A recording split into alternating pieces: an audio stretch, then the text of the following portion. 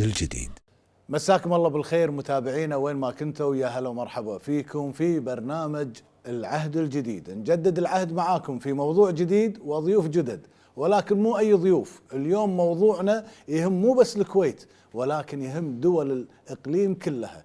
هذا الموضوع راح تشوفون فيه أمور كثيرة تتصلح وتتعدل وتهم كل مواطن وحتى المقيم، مع مهندسنا فيصل عبد الله الفريحان ومهندسنا سالم الشيخ. مساكم الله بالخير. مساك الله بالخير. هلا فواز، حياك الله. أنا سعيد أن اخترتوا برنامج العهد الجديد، أنكم تقولون وتصحون عن مبادرتكم وعن اللي قدمتوه من اقتراحات، ولكن أبي أترك لكم أول شيء ليش فكرتوا في هذا المقترح والمبادرة قبل لا نقولها للمشاهدين.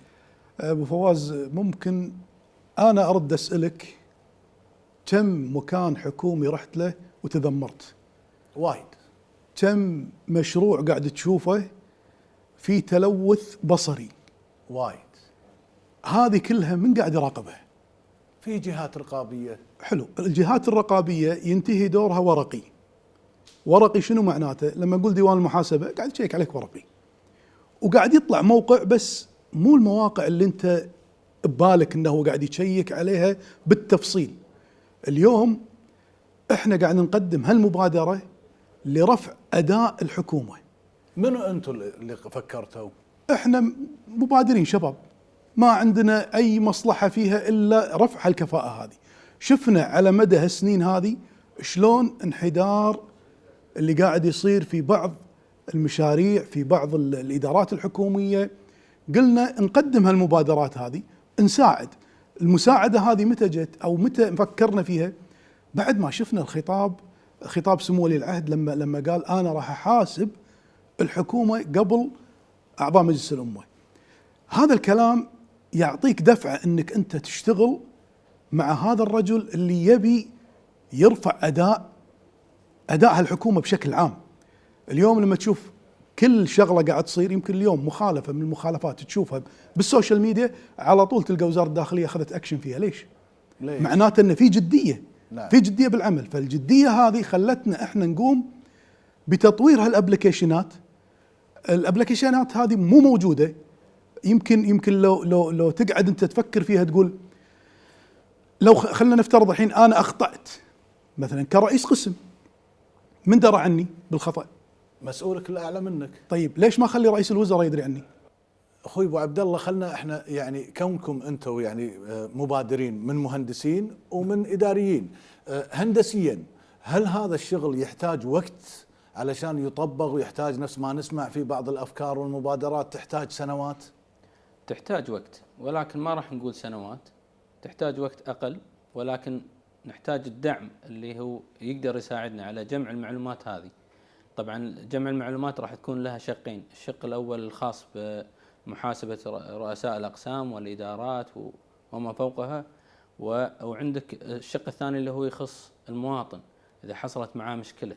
نعم. شلون يقدر يقدمها ومتابعتها ليتم محاسبتها مرة ثانية، اللي هو رئيس القسم او الموظف العادي اللي طبعا حضرتك مهندسنا، يعني انا راح اسالك اسئله كثيره وخصوصا في الامور الامنيه، حفظ السريه، المعلومات وشلون هذه كلها، ولكن علشان يعني نوضح للمشاهدين اكثر، احنا اليوم راح نتكلم عن برنامج او ابلكيشن تقييم، وهو يعني بشكل كبير راح يكون على مستوى الدوله، يختص بسمو رئيس مجلس الوزراء، صح ولا لا؟ نعم نعم.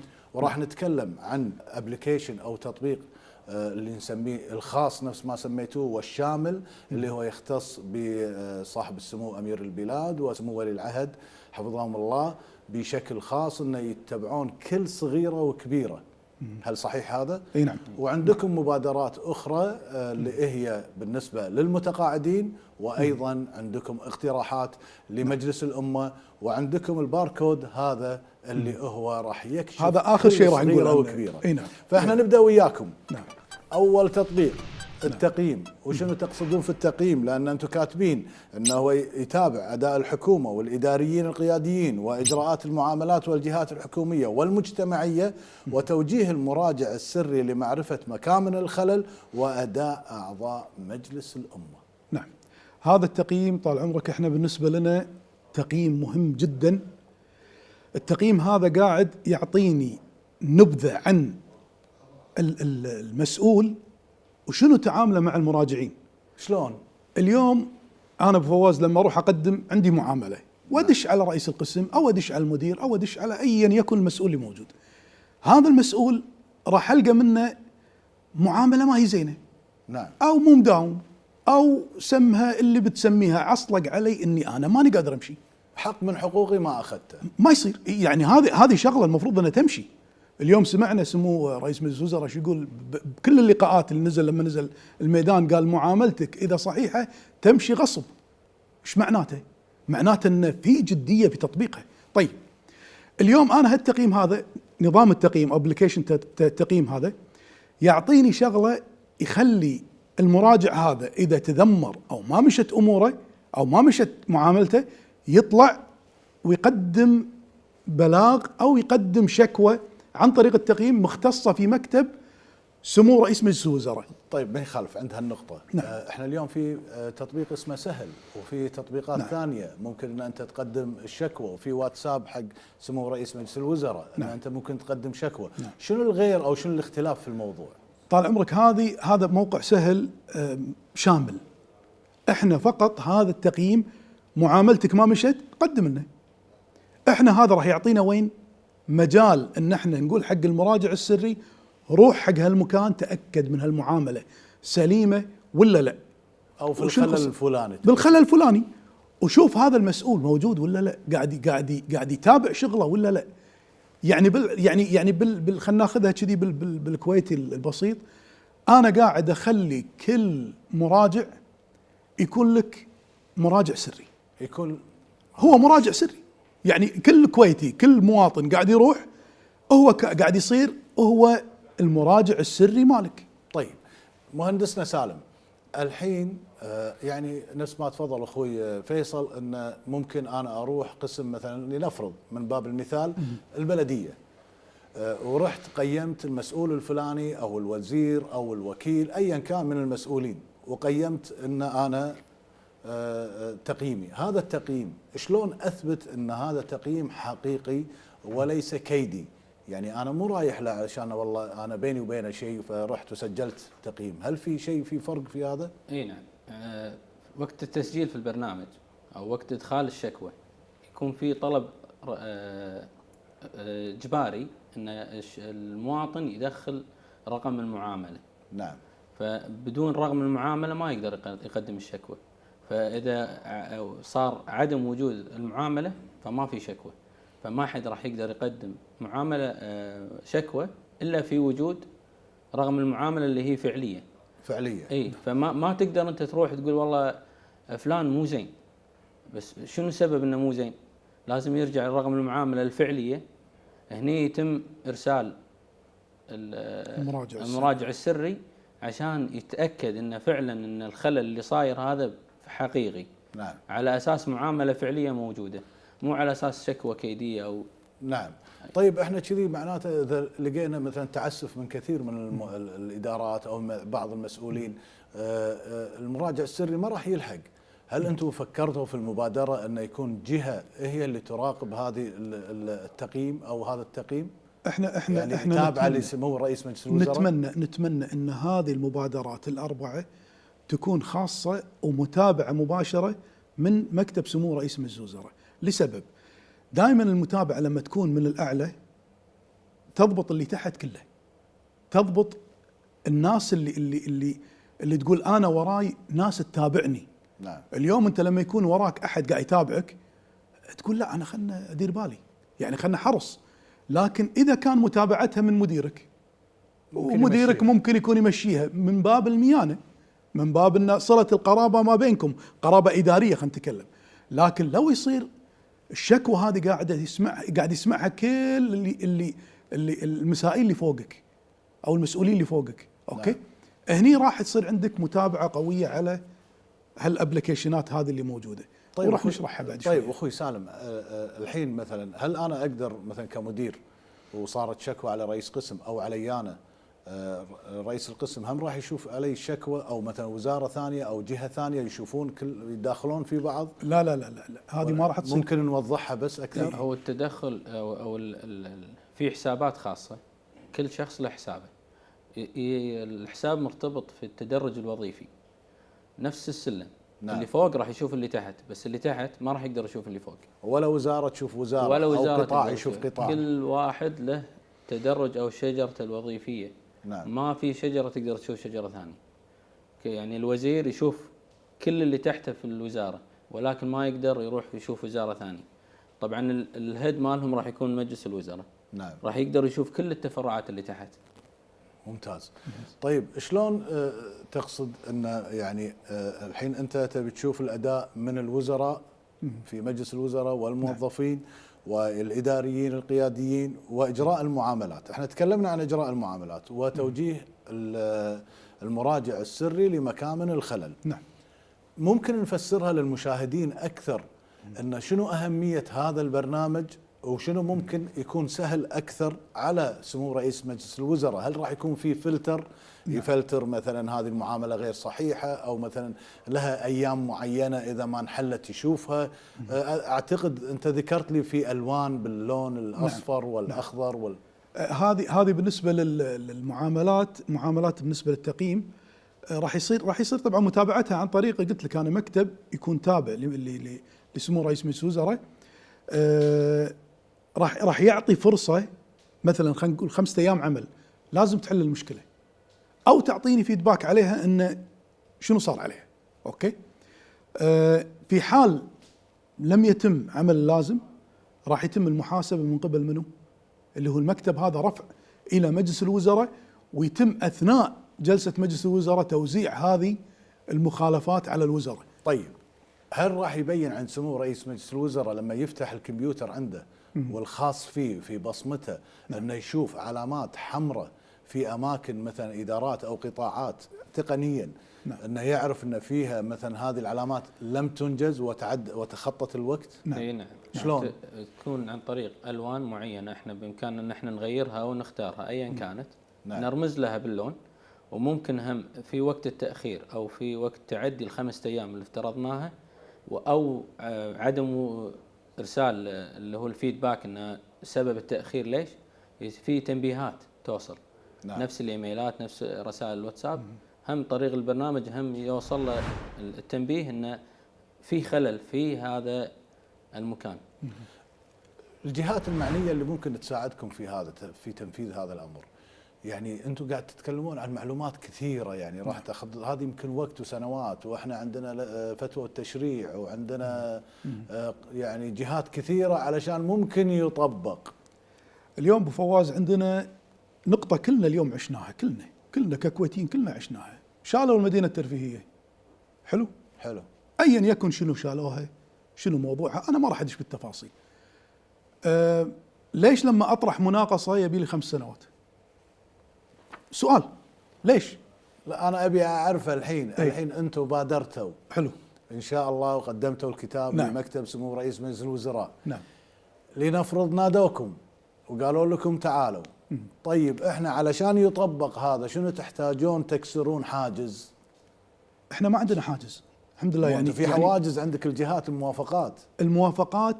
الموافقات شنو بالضبط اللي تقصدها بس علشان يطبق هذا، لأن معلومات سرية في الوزارات. نعم. في أمور أمنية لازم تكون موجودة. صح. علشان كذي احنا قلنا لازم يكون في مكتب سمو رئيس مجلس الوزراء، هو المسؤول عن السلطة التنفيذية، هو اللي عنده البيانات.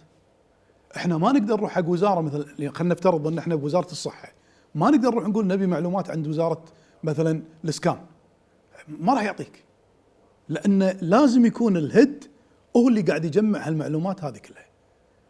رئيس السلطة التنفيذية قاعد يجمع هالمعلومات. نعم. بحيث انها تكون اسهل للتطبيق.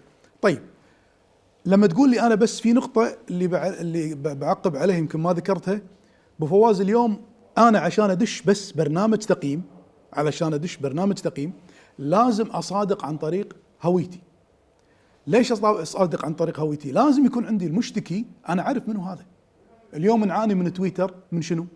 نعاني من تويتر ان في ناس مجهوله قاعد تعطيني معلومه وانا ما ادري منو، وناس واجد قاعده تطق ناس وانت ما تدري هذا الصح ولا الغلط. شلون انتفاده هذا تقنيا مهندسنا؟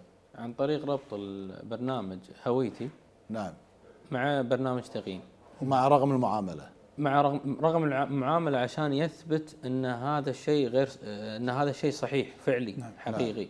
اما هويتي راح يكون يثبت ان هذا الشخص هم حقيقي، شخص اعتباري يعني خلينا نعم. نفترض. اي مو إنه مجهول. نعم. لا، احنا قاعد نثبت انه في وجود شخص حقيقي زائد معامله حقيقيه. ما يخترق هذا. يعني احنا اليوم نسمع الهجوم السبراني، ونسمع عن يعني اللي هم الهاكر والمبرمجين، ونشوف هجمات دوليه وايد على بعضها. هذا شلون احنا نقدر نحمي؟ لان راح تكون كل معلومات الدوله فيه. في حمايات مختلفه ممكن نقدر نضيفها ونكررها ونزيدها. كمثال نقدر نحط ان الاي بي ادرس هذا يمنع اي شخص خارج دوله الكويت انه يتدخل في هالمعلومات او انه يفتحها من الاساس. لو كان عندك يوزر وانت مو داخل الكويت ما تقدر تدش. ما تقدر تدش. يعني لازم تدش عشان يكون عندك الاي بي مال الكويت. يعني انت شخص انا اعرفك، الاي بي مالك عندي. نعم. لكن لو كنت برا الكويت لا ما يدش. طيب لو كانت الهجمات من داخل الكويت، لنفرض واحد من المستخدمين عنده حسابه، عنده المصادقه وعنده الامور هذه، في جدارات امنيه يعني حط اللي تبي. كثيره سهله جدا. طيب جداً. احنا بنتكلم الحين، انا لا زلت الصراحه انا يعني ابي اوضح اكثر للمشاهدين. نعم. اليوم احنا تكلمنا على مراجعه. نعم. تكلمنا انا كموظف ابي اقيم مسؤولي في تعامله، هل راح يكون مدرج هذا الشيء؟ ممكن. انت ابو فواز هذا البرنامج شنو احتياجك نقدر نسوي. شنو احتياجك انت، شو اللي تبي اليوم ابو فواز لما تيجي يعني اوصف لي الحين. اعتبر ان سمو رئيس مجلس الوزراء قاعد يبي يطلع على الاداء الحكومي. نعم. يبي يشوف الوزارات، يبي يشوف المعاملات فيها، يبي يشوف القياديين. نعم. الاداء، هل المراجع مرتاح ولا لا، وبنفس الوقت يبي يشيك يشوف المراجع السري هو قاعد يروح الى مكان هذا العمل او الجهه اللي هو خصصها، هل هي مراقبه حقيقيه ولا لا. لنفرض ان الحين سمو رئيس مجلس الوزراء امامنا يبي يشوف شلون، اشرحوا لي اياه. هو نفسه بيشوف التقييم، يبي يشوف هو، لان انت قلت لي انه هو يكون خاص فيه. نعم. في بصمته، في بصمه العين. نعم. انه هو اللي يفتح وهو اللي يشوف كل المضمون. هذه يقدر. احنا عندك محركات بحث راح تكون موجوده. محركات البحث تبي تبحث عن الشكاوي المعلقه، تبي تبحث على الشكاوي المتاخره، تبي تبحث عن اشخاص معينين بالاسم، كل هذا موجود. تقدر تسوي اللي تبي. حتى المراجع السري اللي طلع، منو هذا الشخص اللي طلع وشنو سوى. هذا الشخص اللي طلع مثلا خلينا نفترض ان سالم الشيخ هو المراجع السري. سالم الشيخ لما يطلع كم شكوى طلع وشنو الشكاوي، شنو سوى فيها. راح يبين لك ان سالم هل رايح متعمد. حتى المراجع السري مالي انا قاعد اقيمه انه هو بس رايح حق الوزاره هذه ولا رايح وزارات ثانيه. هل هو متعمد انه يروح حق اشخاص معينين بالاسم ولا لا، عنده يعني يقدر يروح يشوف اي مكان ثاني عادي ممكن. طيب الحين يعني اتوقع يمكن راح نسمع اسئله كثيره بخصوص الامور التقنيه. شنو الريسك او المخاطره في هذا الشيء تقنيا؟ ما في شيء اسمه مخاطره. لابد في مخاطره. يعني انت اليوم طالما في هجوم وفي خصم. نعم. دوله، يعني وقت ما يكون في مخاطره في حمايه. نفس ما ذكرت قبل شوي، هو عباره عن طبقات. كثر ما زودنا احنا الطبقات يصعب على الهاكرز ولا غيرهم انه يتدخلون في هذه المعلومات. يعني انت اول شيء حطينا الاي بي ادرس، فخلاص انت منعت اي شخص برا الكويت انه يقدر يتدخل في هالمعلومات. سويت مصادقه، وقت ما يسوي مصادقه انت اذا فكر الهاكر انه يدش عن طريق المصادقه فخلاص انت عرفت هويته. نعم. لان ما راح يقدر يدش الا بهويه رسميه اساسيه. والشيء الثالث رقم المعامله. رقم المعامله عشان تشوف اذا كيديه ولا مو كيديه. كيديه او غير كيديه. ايوه بالضبط. هذه تبي تعرف انت معاملته سليمه وموقفها رئيس القسم او المدير او كذا، موقفها لاسباب صحيحه ولا تعسف. هني تقدر تتابع الرقم المعامله. شنو ممكن نستفيد اكثر في برنامج تقييم انه يسهل علينا حتى اختيار القياديين؟ هذه سهله، انك انت اليوم تشوف هذا الشخص كم شكوى عليه، هل يستحق هذا الشخص انك ترقيه ولا ما يستحق؟ راح تشوف شكاوي عندك، وراح تشوف ان هذا الشخص، يعني احنا قلنا ان الشكاوي لما تجي تراجعها عندك مطابقة هويتي وعندك رقم المعاملة، اذا التعسف فيها ما في، يعني زيرو. طيب واذا صار في معامله فيها واسطه، هل هذه من عندي انا يعني انا اليوم انجزت معاملات ولكن كلها واسطات، طيب شلون اعرف الخلل ان هي هذه متخطى فيها ولا لا؟ هل ممكن؟ هذا تقييم موظفينك، اذا قيموا موظفينك ادائك راح يبين اذا هذا والله فلان عنده واسطة او مشى معاملة فيها واسطة. هذه ممكن شكاوي من الموظف نفسه، يعني حتى الموظفين ممكن يقيمون مسؤولهم، ممكن يقدم شكوى يعني وتصير سرية، يعني نخليها هذه تصير جزء سري ان الموظف قاعد يقيم مسؤوله. طيب الموظف طبعا لما يبي يقيم مسؤوله، هني نرجع لك اخوي سالم، انه لازم يحط رقم مثلا المعامله او الواسطه اللي مشاها. لا إيه. نستثني، لا، هذا نستثني الموظف قاعد يتكلم. يتكلم من الموظف اللي راح يكون عارف. وانا ممكن كموظف اليوم ضاغطني المسؤول، نتفق 3 4 ونقيمه بتقييم، شلون نتدارك هذا الشيء؟ راح نسوي الشيء هذا، ولكن هم راح نرجع للمراجع السري اللي هو ممكن يكون هم موظف سري. بمعنى ان الموظف اللي موجود داخل الاداره هو اصلا سري، ما حد يدري. تمام. نفس المراجع السري بس داخل الاداره نفسها، موظف داخل. شنو نبي نتكلم عن برنامج او تطبيق تقييم اكثر، لان انا عندي بعد يعني مجلس الوزراء راح يطلع على كل الجهات اللي تابعت له، سواء كانت مؤسسات، شركات، وزارات، كل الجهات راح يشوفها. كل الجهات الحكومية، هيئات، مؤسسات، شركات، كل شيء انت عندك حكومي ممكن تدششه من ضمن برنامج التقييم. وعندك نقطة، مو شرط اني انا اخلي فقط رئيس مجلس الوزراء يشوف، لا، انا ممكن اخلي الوزراء يشوفون، اعطي صلاحيات، يعني اخلي هالشكاوي هذه تروح حق اشخاص معينة انا ابيها. يعني نفس ما تفضل اخوي سالم قال ان هي الشجرة الوظيفية بالضبط. ان راح تطلع اكيد الوزير راح يكون هو شايف، صح، وبس صح. الوزير هل هو يشوف الوزارة الاخرى؟ لا، ما يشوف. لا فقط ولا وزارته. يشوف ولا يشوف تقييم مثلا اللي على وزارة ثانية او على وزير اي شيء ثاني مو تحته ما يقدر يشوف. بالضبط. يعني مو اي شيء مو من صلاحياته ما يشوف. صلاحياته ما يشوف. نعم. هو الشيء برمجيا بيدنا ان احنا نتحكم كيفية طريقة التقييم ومن اللي يشوف، واليوزرات كل يوزر له صلاحيات معينة، فعلى اساس صلاحياته محدودة له انه يشوف هني وبس، خلاص ما يقدر يصعد فوق بعد، اللي فوق هو اللي يقدر يشوف تحت. تمام.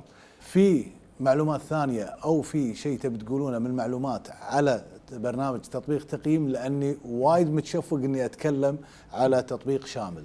احنا بالنسبه لنا هذا البرنامج اللي ذكرناه حاليا يمكن خلينا نقول 80%، في 20% هذه احنا نخليها وقت البرنامج وتطبيقه، لان في امور داخليه تخص مجلس الوزراء وتخص الوزراء، شلون طريقه التقييم وشلون طريقه اني انا اعرف المسؤولين هذيلا زينين ولا مو زينين، هذه كلها وقت تطبيقها ان شاء الله. والمواطن يقدر يقيم اي مسؤول، اي مسؤول بالكويت، اي مكان تقدر تروح عندك التطبيق دش وقيم، شرط برنامج هويتي ورقم معامله وقيم. اقدر اقيم اداء الوزير عادي ممكن. حتى لو ما كان عندي معامله؟ اذا معاملتك عنده تقدر. اذا ما عندي معامله ما ادري اذا اعطونا صلاحيه.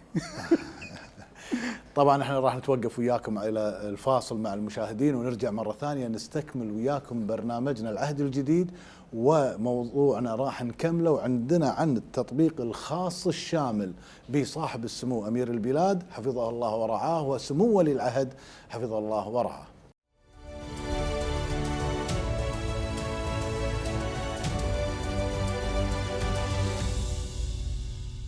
العهد الجديد نرجع ونكمل معاكم برنامجنا العهد الجديد وضيوفنا المهندس فيصل عبد الله الفريحان والمهندس سالم الشيخ، ومبادرة عن تطبيق تقييم. والحين نبي نتكلم عن تطبيق شامل. شنو شامل وخاص اللي يخص صاحب السمو حفظه الله وسمو ولي عهده حفظه الله؟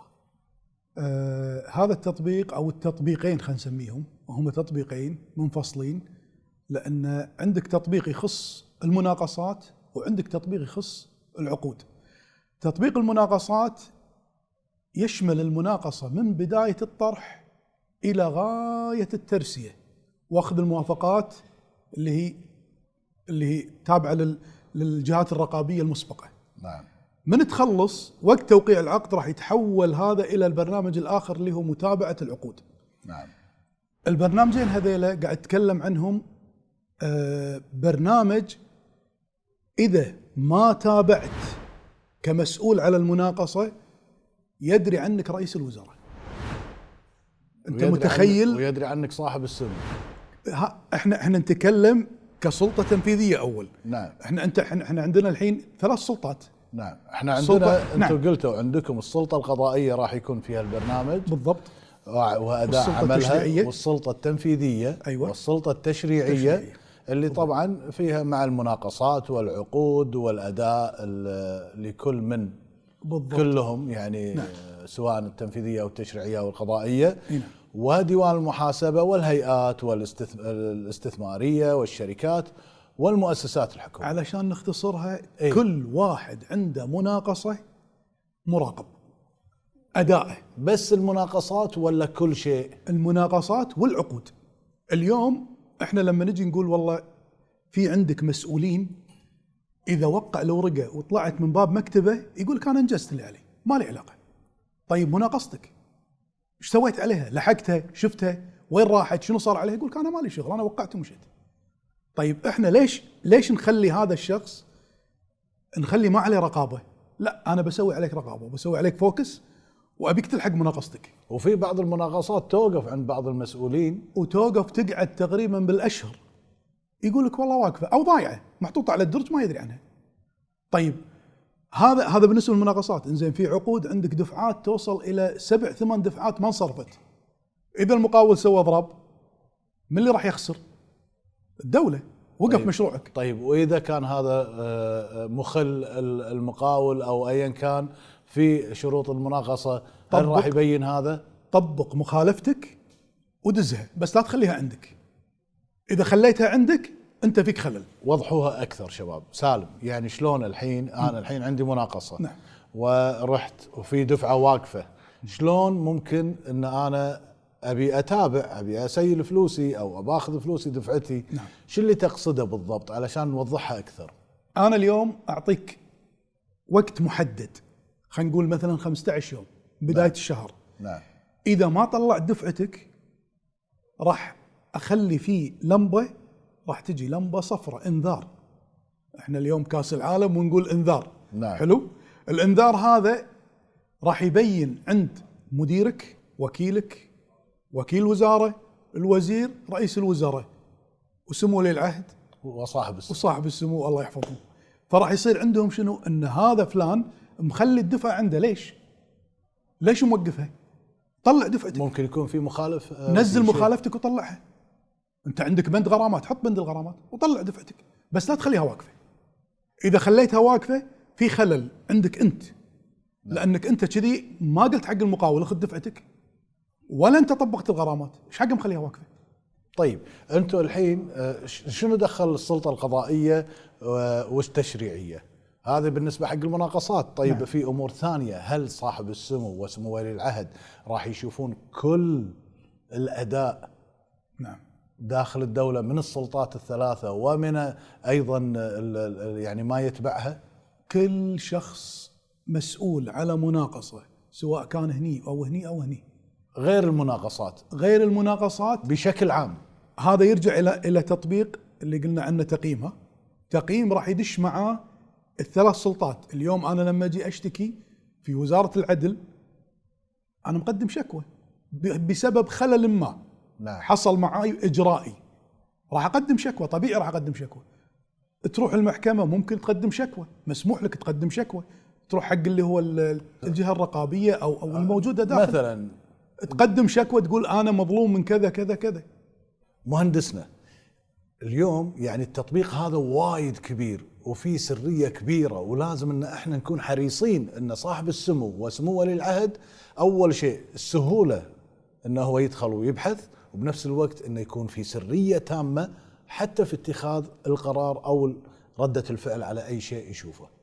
نفس ما ذكرنا طبعا وجود الاي بي ادرس هذا اهم نقطة لازم تكون اساسية موجودة. محركات البحث اللي موجودة اللي تساعده انه يبحث بسهولة جدا، طبعا نقدر نغيرها ونقدر نعدل فيها بطرق تسهل اكثر على حسب الطريقة اللي ممكن نتخذها او هو طالبها. نعم. عندك السايبر اللي هو المكان اللي بنخزن فيه المعلومات، ممكن هم هذا له جدار حماية، ممكن نضيف اكثر من جدار حماية بحيث ان الشيء هذا ما يكون سهل اختراقه. يعني صاحب السمو لو قعد او سمو ولي العهد وحب انه هو يدخل فتح البرنامج، ممكن انه هو يكون جدا سهل انه هو يبحث فيه؟ جدا بسيط. مثال انت شلون تشتري سيارة او شلون تبحث عن سيارة، نفس الطريقة.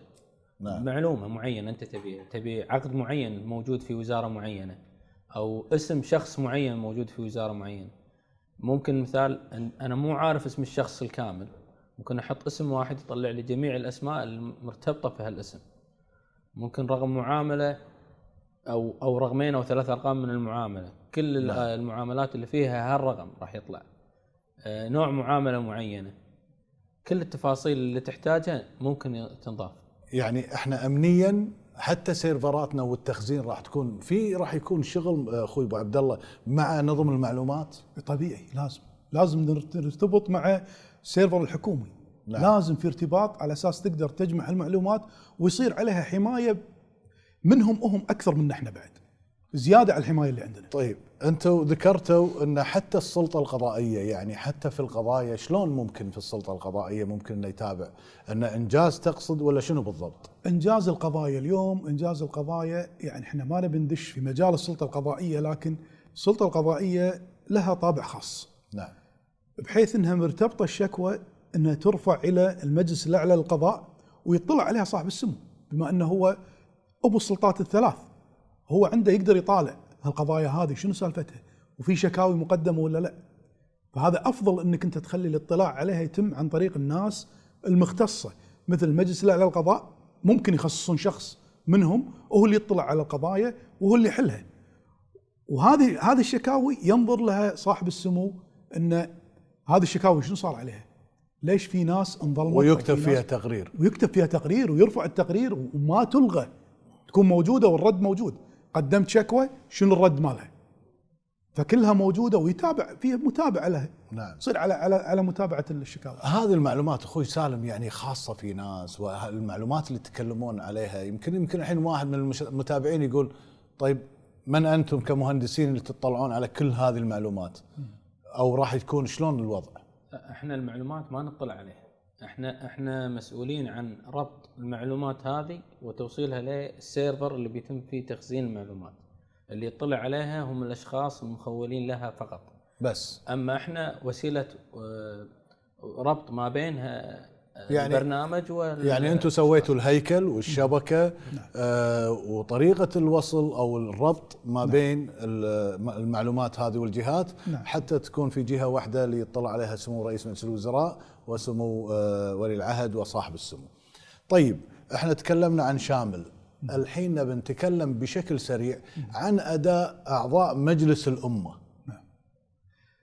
انت وفواز ما تشوف تسوي فينا. لا أنا لازم، يعني انا اليوم انا ابي اعرف اليوم عضو مجلس الامه ينجح ويروح. البعض منهم يعني للاسف قبل الانتخابات شيء، ووقت الانتخابات شيء، ووقت لما يكون عضو مو شيء ولا شيء. افتح مجال التقييم، بس التقييم الفعلي شلون حلو، وشلون ما يكون في كيدي هذه عندك. احنا لما نقول تقييم احنا قاعد نقيم جميع مسؤولين الدوله، صح؟ ويشوفه صاحب السمو، ويشوفه سمو ولي العهد، ويشوفون الناس هذه كلها. طيب انا راح اخلي التقييم يصير على اعضاء مجلس الامه دش قيمه. شنو اداءه؟ اداءه بالمجلس شنو؟ اكتب اداءه، بس حط لي شنو الخلل بعضو مجلس الامه هذا؟ هل هو هذا العضو مجلس الامه قام بالدور المطلوب منه ولا ما قام بالدور المطلوب؟ هني عاد تصير طريقه التقييم من كم من 10.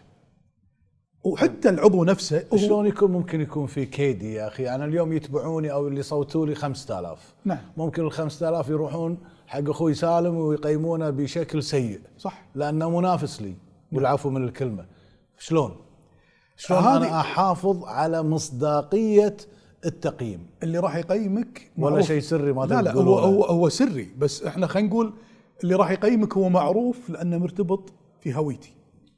فاللي راح يقيمك اليوم معروف هو اي دائره، وين ساكن، وين قيده الانتخابي، فلما يجي يقيم راح يقيم فعلي.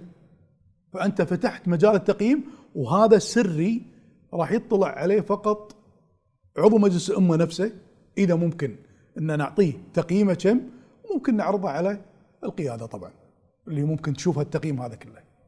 طيب انتم الحين يعني ما شاء الله كل هالمبادرات والافكار، وعندنا بعد باقي فكرتين والباركود متابعينا، هذا وايد شيء مهم ووايد قوي. بشكل سريع، من وين جت لكم الفكره وليش يعني فكرتوا بهالشيء هذا؟ يعني انتم وايد داشين بتفاصيل. يمكن اخوي سالم يمكن هو اموره التقنيه اكثر. انت انا اللي قاعد اشوفه قاعد تجاوبني اداري. نعم. بس نعم. اخوي سالم يفكر بالامور التقنيه وشلون ممكن يحمي. احنا دمجنا ما بين الاداره والتقني.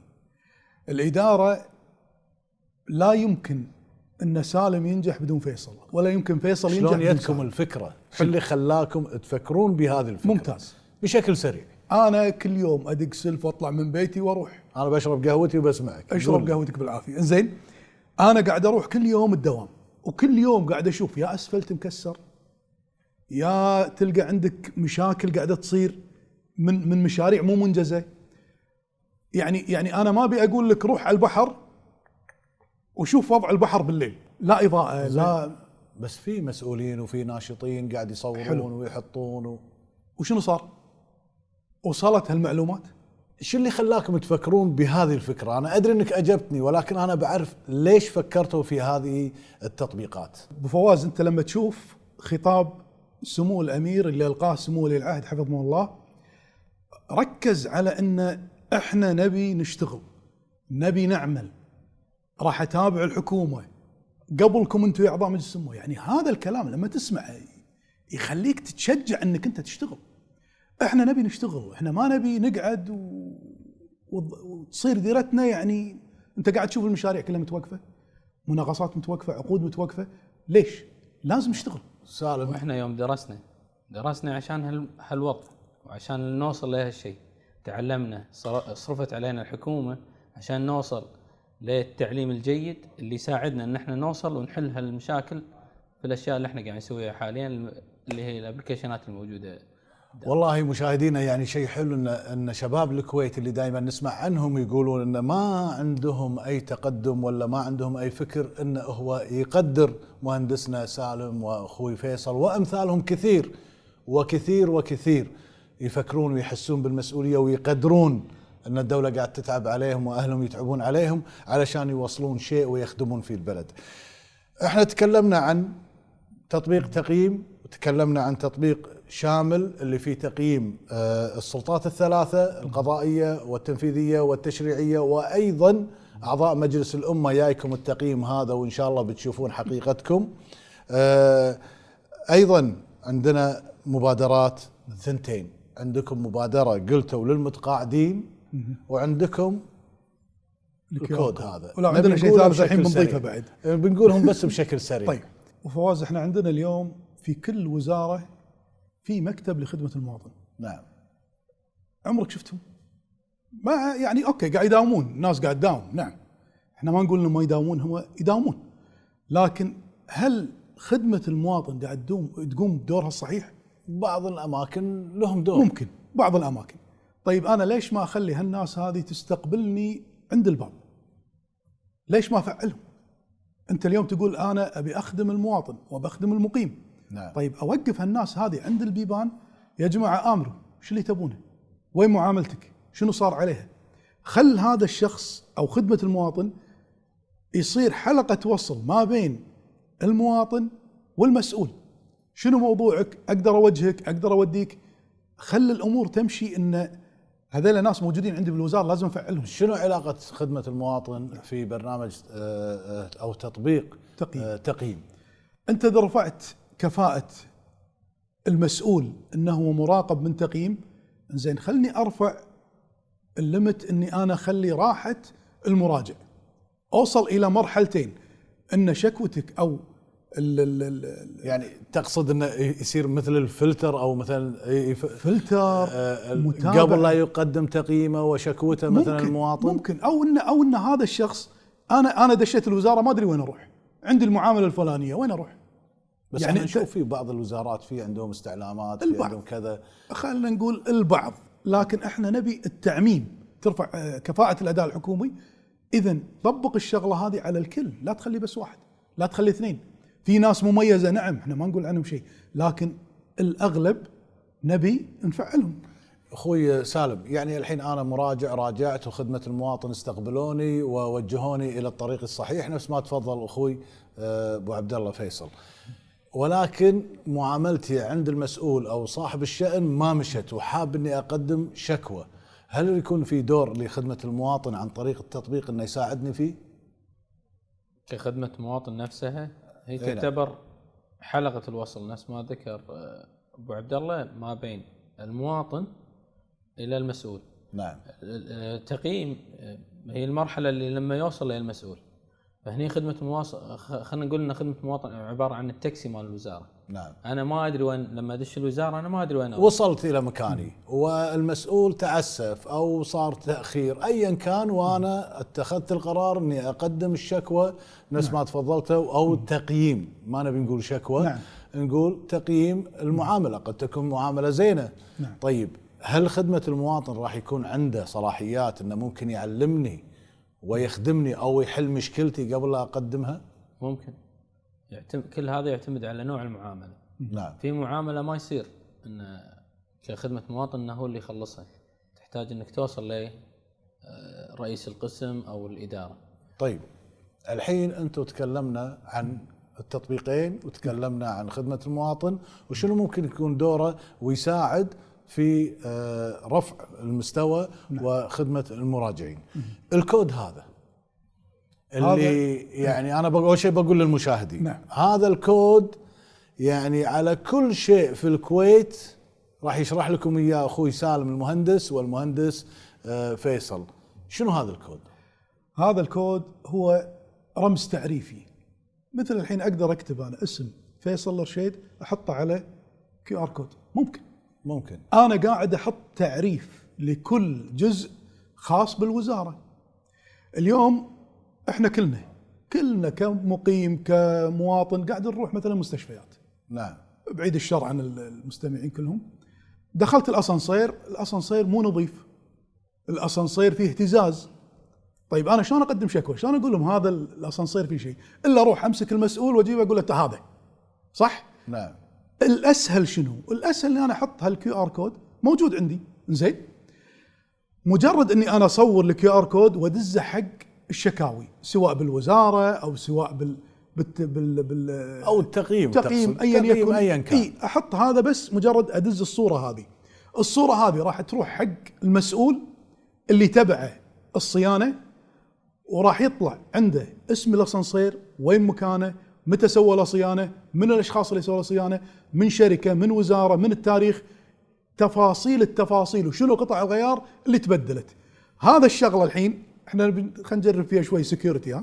قبل لا نجرب انا ابى اسالك سؤال. اتفضل. الحين انا سمو رئيس مجلس الوزراء نعم يمشي وراح دخل في الجهات الحكوميه ودخل في القطاعات الخاصه اللي تابعه للحكومه او بالشارع، نعم، ويبي يشوف كود، يشوف الاداء هل هو ماشي صح ولا لا، وحط تليفونه على الكود يطلع له كل التفاصيل. اذا عنده صلاحيه يقدر. سمو رئيس مجلس الوزراء اكيد عنده صلاحيه، يقدر، راح يشوف كل شيء في الدوله، كل شيء، حتى على المباني، اي شيء. يعني مبنى مثلا مدرسه اي شيء، حتى ترخيص البيت كم دور تقدر. زين هذا شلون فتحنا، احنا نستخدم؟ فتحنا فتحه الحين. اي يعني زين. حتى البلديه ممكن، مخطط البيت اقدر اطلعه. يعني انت كذي معناته حتى المحلات التجاريه. بالضبط، كل شيء. زين اقدر انا كمواطن عادي اي احط الكود واشوف؟ جرب، خلينا نشوف قدام الكاميرا. انا تقدر بشوف ولا لا؟ مع أي. الاخوان. نعم. بجرب الكاميرا. لا اعكسها. اي عندك. اوكي. هذه هني. اي اوكي. رقم 7 بحط، طلع لي هني لينك. راح يطلع معاك شنو؟ اي فتح. اوكي. شنو طلع معاك؟ اي للحين ما طلع لي شيء لان النت. ايوه. شنو طلع فتح لي معاك؟ خريطه جوجل. وجوجل. اي صح. جوجل. ماكو شيء. صح. عدل. صح. انا عندي هذا، لو تسوي كلوز هني على الكاميرا، بس الكاميرا عندي هذا نفس الكود. هذا نفس الكود. انا الحين هذا البرنامج. اوكي. اي لو تسوي كلوز هني راح افتح انا شنو عندي؟ مسح. الكاميرا. صح. اي نعم. الكاميرا لما احطها هني كذي الكاميرا، زين، اي نعم. يفتح لي هني. احنا مركبين الحين على اعمده الاناره كمبادره منا حق الوزاره. اي نعم. مركبينها في منطقتين، حق وزاره الكهرباء. حق وزاره الكهرباء، مركبينها حق منطقه سلوى ورميثيه، وراح نستمر بتركيبها كامل. هني قاعد يطلع لي بيانات كامله حق عمود الاناره اللي راكب عليه. طبعا انت قاعد تتكلم على تقريبا بحدود 500,000 عمود اناره بالكويت او اكثر يعني. ها. نعم. فاحنا هني لما طق كذي قاعد يبين عندي متى اخر مره سويت له صيانه. تمام. وهني بينت كل البيانات مالته، ومنو الاشخاص اللي ادخل البيانات، منو الشخص اللي سوى له صيانه، منو موظف الوزاره ومنو موظف الشركه طلعوا عليه. زين. بالاضافه الى انك هني عندك السهم هذا راح يوريك مكان العمود وين. بس مجرد اني اعرف مكان العمود اطق له راح يوديني دايركشن الى مكان العمود، عمود الاناره هذا اللي عليه الصيانه. نعم. فتسهل على الناس انها تعرف ايش قاعد يصير. يعني اليوم انا كمواطن راح اشوف، وممكن ان انا ابعث، ولا لما اصور مثلا الحين انا شفت مثلا اناره طايحه. نعم. طافيه. نعم. هل اقدر افتح الباركود؟ قلت لي او الكود، قلت لي ما يصير. تقدر تصور اصوره وتدز حق الجهه المختصه. ادزه في برنامج تقييم. ايوه راح يكون عندهم هم الجهه المختصه بالضبط. الكود نفسه، وراح يعرفون. راح يعرفون وين مكان الخلل ويروحون له. اليوم حتى المحولات او الاسعاف بعيد طيب الشر. المهم أي. قبل الاسعاف، قول لي. راح يشوفه صاحب السمو مو ولي العهد أكيد صلاحيات. ورئيس مجلس الوزراء. بالضبط. راح يشوفون. إيه. ويبين نفس ما تفضلت اخوي سالم، اللمبه الصفراء او ايا كانت الالوان المتفق عليها. نعم. في بعض البرامج اللي هي المناقصات والعقود راح يبين. وبالنسبه للتقييم اللي هو الشكوى راح يصير لها تارجت معين، 5 ايام عمل. واملاك الدوله راح تبين كلها. كل شيء. يعني كل معنى شيء كل شيء تقدر راح انت تقدر تضيفها وتربط. انت يعني تقدر تسوي شغلات. خلينا نسمع سالم لان انا كذي يعني ممكن حتى الدوريات يكون عليهم يعني او السيارات بالشارع الارقام عند كل رقم سياره فيها. هو باركود داخله بيانات. شنو البيانات احنا نضيفها. طيب هل ممكن انا كهكر ان انا اقدر اصور وممكن ادخل، او بخبرتي انت اخبر مني، ان انا ممكن اخترق هذا المجال اللي انت معطيني اياه انا كمواطن اليوم؟ لنفرض انا كمواطن اليوم مخرب، وانت معطيني الصلاحيه اصادق، ممكن اصادق باسم ايا كان وادخل. يصادق؟ لا، ما يقدر يصادق باسم ايا كان، لازم في تعريف. تعريف. تطبيق هويتي ما يصادق الا اذا صور نفسه. نعم. داخل تطبيق هويتي في ذكاء اصطناعي اللي هو يتعرف على الوجه مع الصورة المخزنة في السيستم. نعم. فإذا الشخص عرف عن نفسه لازم يصور نفسه، فمجرد مطابقة الصور يتم المصادقة. فإنه يصادق نفسه على أساس أنه هو شخص آخر هذه صعبة. نعم. نفس اللي موجود بالآيفون حاليا اللي هو فيس آي دي. نعم. أنك تبطل تليفونك عن طريق الوجه، هو نفس المصادقة اللي موجودة بتطبيق هويتي.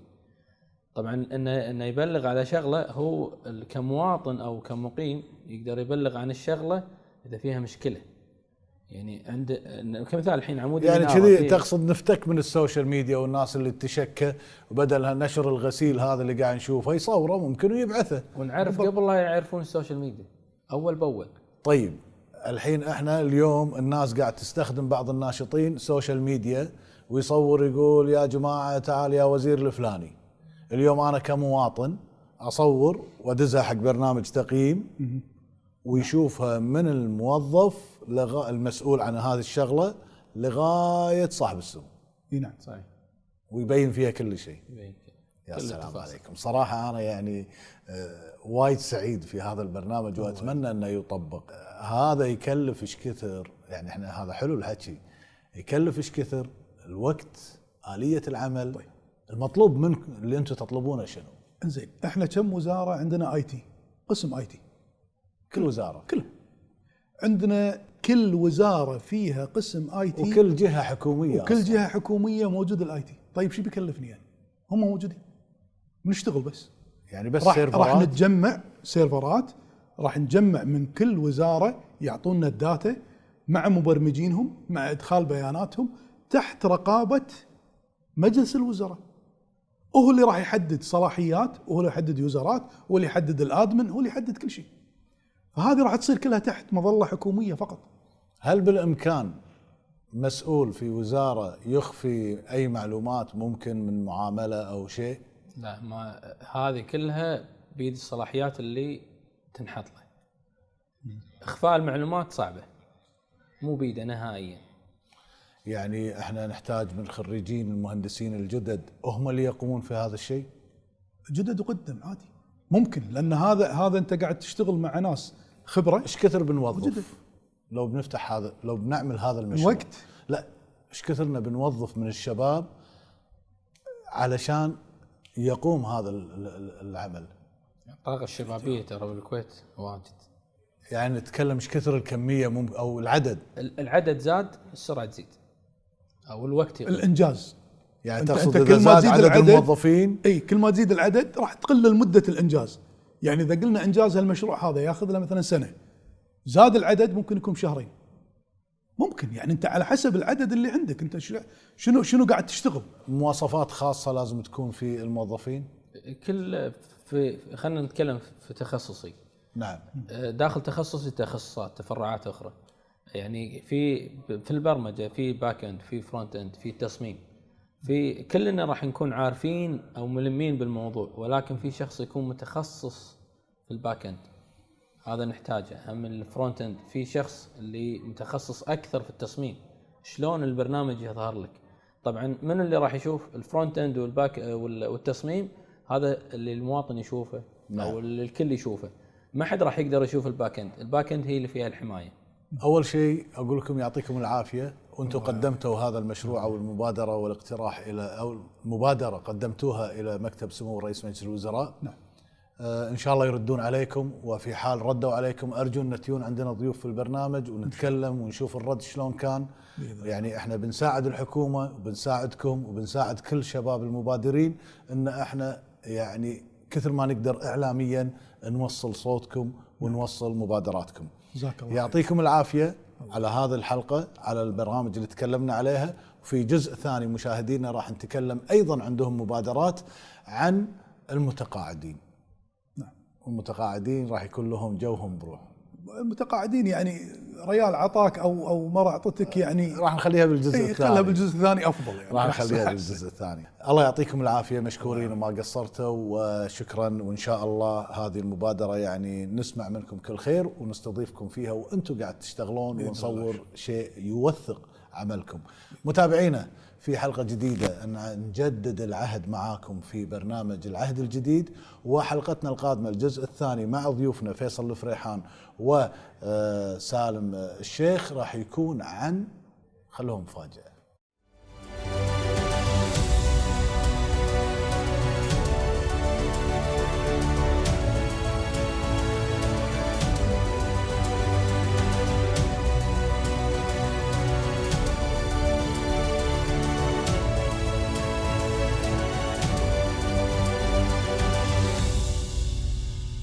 العهد الجديد.